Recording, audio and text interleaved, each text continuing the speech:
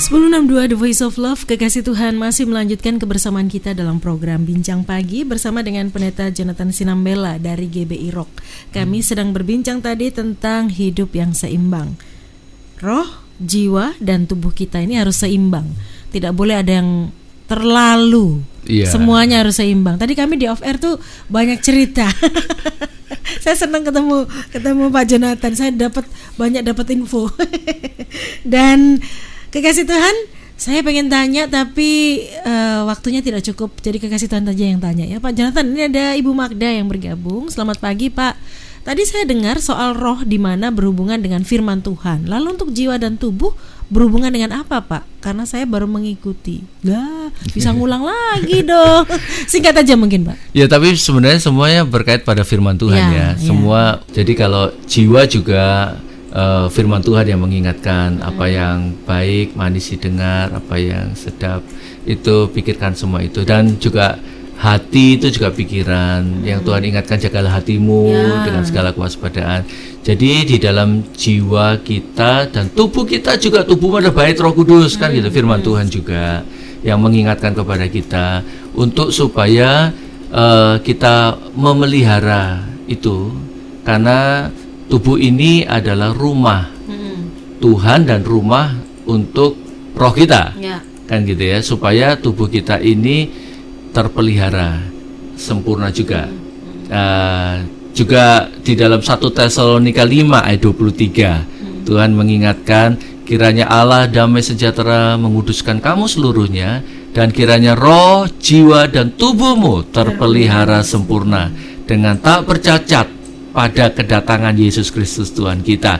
Dengan tak bercacat artinya sempurna kan ya. Itu firman Tuhan yang mengingatkan kita. Nah, bagian kita adalah melakukan sesuai seturut firman Tuhan tadi itu.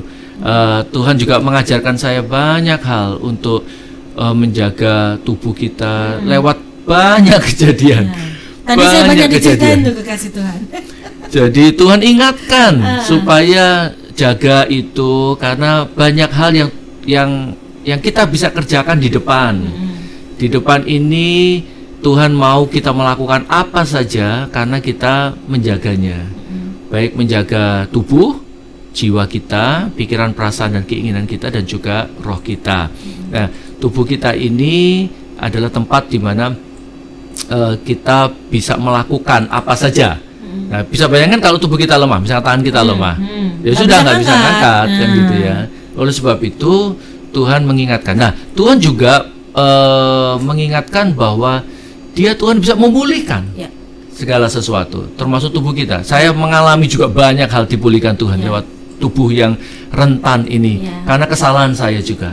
Karena saya salah, saya keliru sebagai hamba Tuhan. Kadang-kadang saya juga meremehkan, ya, tidak berolahraga itu males, gitu ya. Jangan lihat saya dong, saya jadi tersinggung nih. Tersinggung tuh baik ya, berarti kita sadar, gitu ya.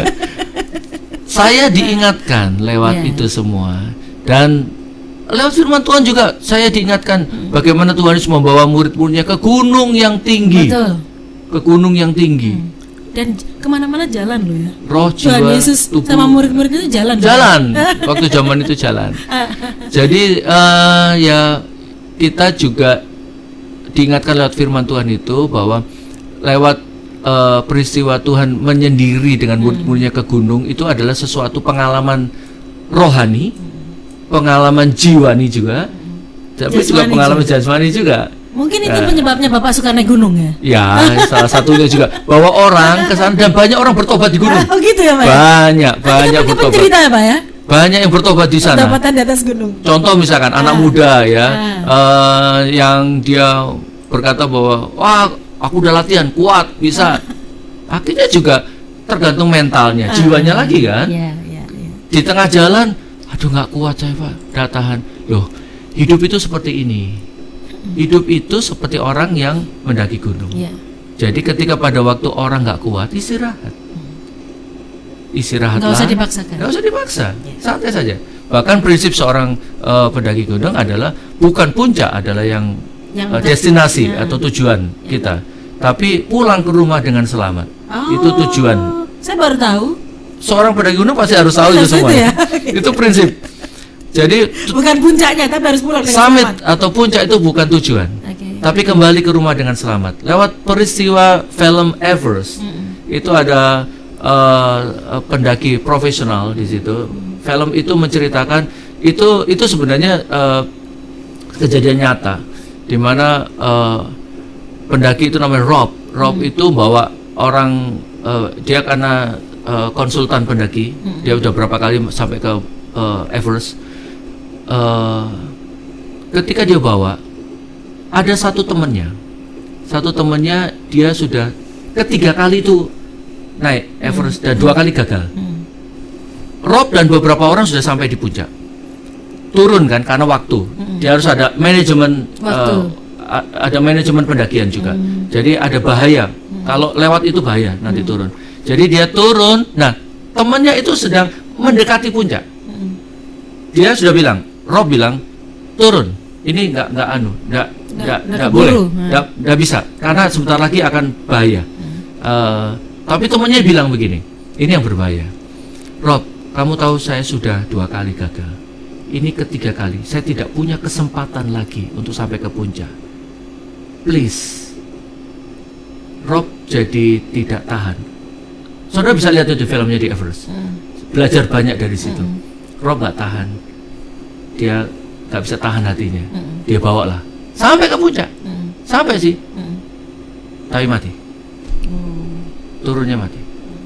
Bisa bayangkan waktu Rob dalam kondisi meninggal itu masih telepon dengan istrinya. Waktu dalam kedinginan.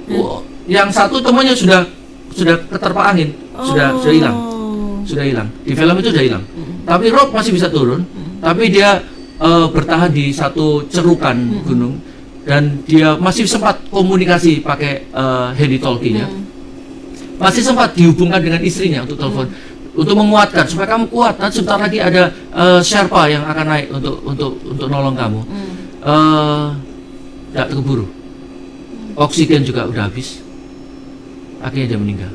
Dan itu pembelajaran semua orang bahwa hidup itu lebih penting. Saya belajar dari itu tadi ya. Tujuan kita bukan puncak, sama dengan hidup ini ya. Bukan puncak gunung yang tujuan kita, tapi pulang dengan selamat. Kembali dengan selamat. Pulang kan kita harus selamat ini pulangnya.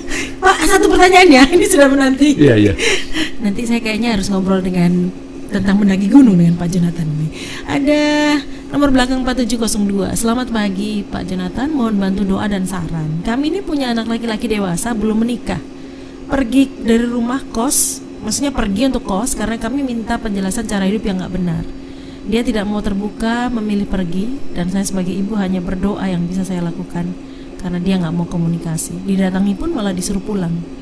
Pernah dengar di radio tidak bisa dengan hanya doa saja, harus dijauhkan. Padahal orang bilang katanya kenalin teri. Apa yang harus kami lakukan ya Pak? Terima kasih. Karena jiwa juga ini ya. Ya. Roh dan jiwa ini. Roh dan jiwa bisa juga. Karena memang ya harus tahu kondisinya lebih detail. Dia pasti punya pengalaman tertentu sehingga dia lari. Lari itu baik, tapi lari dari kenyataan itu nggak baik. Olahraga lari baik. Tapi olahraga dari kenyataan itu jangan. Itu tidak boleh. Dan itu biasanya terjadi pada beberapa orang yang mengalami sesuatu dan dia lari dari kenyataan. Dan dia menyendiri. Dan itu dibutuhkan memang banyak hal ya. Salah satunya tentunya paling penting doa memang. Tetapi dia juga perlu ketemu dengan seseorang yang bisa diajak ngomong, yang dia bisa terbuka. Siapa yang membuat dia nyaman untuk ngomong, itu penting sekali. Dia jadi ada akses untuk dia bisa cerita, punya sesuatu yang bisa dia sampaikan. Tapi kalau itu karena kuasa kegelapan, menurut saya jauh lebih gampang.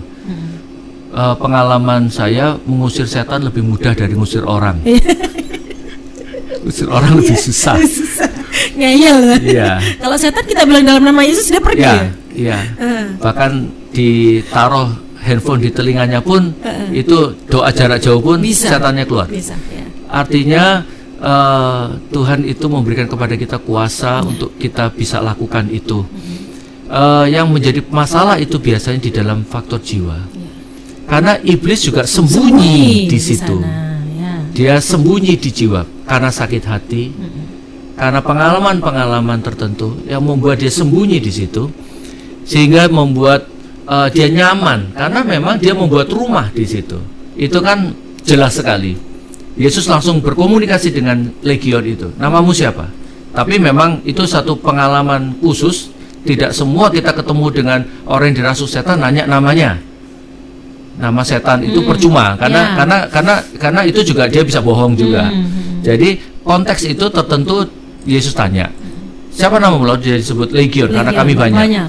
Karena memang legion itu satu legion. Satu legion. Itu istilah militer. Jumlahnya sekian ribu itu. Nah, ketika pembicaraan itu Yesus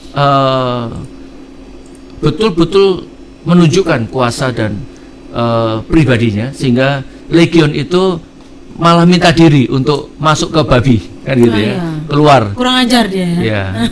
Dan akhirnya babinya mati. Nah, itu salah satu contoh bagaimana kalau dengan roh jahat itu mudah-mudah sulit juga. Dalam arti kata kalau dia ada bersembunyi dalam jiwa. Itu yang harus konseling, di mana akhirnya dia menyadari siapa dirinya, sampai akhirnya saya pernah punya pengalaman orang itu yang mengusir roh jahat itu sendiri. Dia menolak roh jahat yang ada dalam dirinya, yang mengganggu dia, yang mengganggu pikirannya. Ketika dia usir itu, roh jahatnya keluar. Ada banyak manifestasi terjadi di situ. Nah, ketika dia keluar, sudah dia lega. Gimana? Selesai. Dan kalau tidak selesai, itu ada banyak manifestasi terjadi. Dia sembunyi lagi di situ, di tempat-tempat tertentu dalam pikirannya. Nah, itu yang perlu di counseling untuk supaya selesai. Yang berbahaya kalau yang masuk kepada dirinya itu adalah itu Lucifer ataupun jenderal-jenderalnya. Itu memang ada nama-namanya. Dan itu perlu waktu. Dan Lucifer tahu siapa kita, sehingga dia tahu siapa kita, nama kita pun dia tahu, bahwa dia tidak mau keluar pun dia tahu. Ya itu pernah terjadi pengalaman seperti itu, sehingga perlu waktu cukup lama, sekitar 3-4 minggu waktu itu, untuk memulihkan dirinya orang tersebut sampai akhirnya dia bebas dari Lucifer. Nah, itu karena ada perjanjian-perjanjian, ada hal-hal tertentu yang dilakukan oleh orang yang bersangkutan. Nah, ini pengalaman-pengalaman yang terjadi, dan lewat case tadi, kasus tadi itu memang anak ibu tadi itu kan pergi. Dia berarti ada sesuatu yang membuat dia menghindari orang tuanya, menghindari keluarganya. Yang berbahaya itu adalah kalau ini yang agak berbahaya itu sekarang ini kasus bunuh diri banyak. Jadi memang harus didoakan. Itu yang nomor satu, supaya jangan sampai kepada hal yang berbahaya itu tadi. Yang kedua, diusahakan ketemu dengan siapa yang buat dia nyaman, teman atau siapa yang membuat dia bisa ngomong dengan enak. Nah, lewat itulah dia terbuka, dan lewat keterbukaan itulah terjadi pemulihan. Keterbukaan adalah awal dari pemulihan. Tagline lagi tuh. Iya. Pak Jonathan, waktu kita habis, bisa disimpulkan dan tutup dalam doa dalam waktu 1 menit. Puji Tuhan, saudara yang terkasih dalam Tuhan Yesus, kita bersyukur buat waktu yang ada saat ini. Tuhan Yesus adalah Tuhan yang baik buat kita, yang mengingatkan kita bahwa hidup ini adalah hidup yang punya tujuan. Hidup ini berarti ketika kita menemukan tujuan hidup kita, yaitu berjumpa dengan Tuhan secara pribadi dan ngerti kemana atau apa yang kita lakukan. Itulah perjumpaan secara pribadi dengan Tuhan. Ketika kita berjumpa dengan Tuhan, maka kita mengerti esensi hidup ini untuk apa. Hidup ini adalah untuk Kristus. Hidup adalah Kristus, dan mati adalah keuntungan. Jadi ketika kita meninggalkan dunia ini, meninggalkan tubuh kita yang fana ini, kita mengerti kemana kita pergi, yaitu kekekalan bersama dengan Tuhan, menikmati segala yang baik yang dari Tuhan. Sekarang ini kita harus mengerti bahwa karena punya tubuh, jagalah tubuh kita. Jagalah dengan segala yang baik dan waspada, supaya jangan ada sesuatu yang buruk terhadap tubuh kita. Kalau tubuh kita lemah, maka itu akan mempengaruhi juga jiwa dan roh kita. Untuk supaya tubuh kita kuat, maka roh kita terlebih dahulu yang harus kuat. Roh kita kuat, maka mempengaruhi jiwa kita. Pikiran kita jadi kuat, pikiran kita jadi positif, dan akhirnya menggerakkan tubuh kita menjadi hal yang baik dan positif. Saudara yang dikasihi Tuhan, saya bersyukur bisa ada bersama-sama dengan saudara pagi hari ini. Kiranya semua yang kita sudah dengar ini menjadi berkat dan nama Tuhan dipermuliakan. Silakan tutup dalam doa. Mari kita berdoa. Terima kasih Tuhan Yesus buat segala yang baik, buat karya-Mu di dalam hidup kami. Terima kasih buat 2000 tahun yang lalu Engkau mati buat kami, supaya kami hidup dan memperoleh kehidupan itu dengan segala kelimpahan. Kami bersyukur buat segala yang baik yang Tuhan sediakan buat kami. Kami bersyukur buat tubuh kami. Kiranya kalau ada saat ini di antara kami yang mendengar ada yang tubuhnya lemah ataupun terjadi sesuatu dengan tubuh kami berdoa di dalam nama, di atas segala nama, dalam nama Tuhan Yesus, kiranya tubuh kami sehat kembali, pulih kembali. Di dalam nama Tuhan Yesus yang berjanji, pintalah dalam namaku, maka akan kuberikan kepadamu. Kami berdoa dengan nama itu, nama Tuhan Yesus, maka tubuh kami sehat, tubuh kami pulih, dan kami bersyukur dengan tubuh yang sehat itu kami bisa melakukan banyak hal untuk kebaikan dan untuk menjadi berkat bagi banyak orang.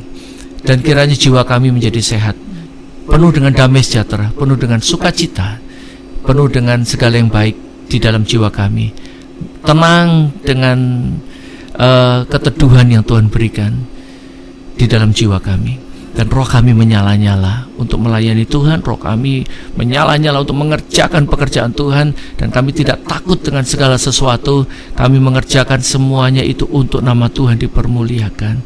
Tuhan berkati atas seluruh yang kami sudah dengar, sudah kami terima pada pagi hari ini, dan setiap jemaat dan setiap saudara yang kami sudah dengar acara ini. Kiranya kami semua mengalami berkat kasih karunia Tuhan. Di dalam nama Tuhan Yesus yang mengasihi kami berdoa dan mengucap syukur. Haleluya. Amin. Pak Jonathan, terima kasih sudah menjadi berkat pagi hari ini. Sama-sama. Tuhan memberkati, Pak. Wahyu, Tuhan berkati. Sampai ketemu lagi. Dan kekasih Tuhan, tentu saja kebersamaan kita dalam program Bincang Pagi. Kekasih Tuhan dimanapun Anda berada, ingat bahwa Anda dan saya, kita ini manusia roh yang memiliki jiwa dan hidup dalam tubuh jasmani. Jadi izinkan firman Tuhan dan hubungan dengan Tuhan itu membangun atau menguatkan roh kita sehingga jiwa kita jadi sehat. Dan jangan lupa juga tubuh harus dijaga, pola hidup, pola makan, dan gak boleh kakek pola. Saya Wahyu Widiawati pamit, selamat pagi, selamat beraktivitas. Tuhan Yesus memberkati.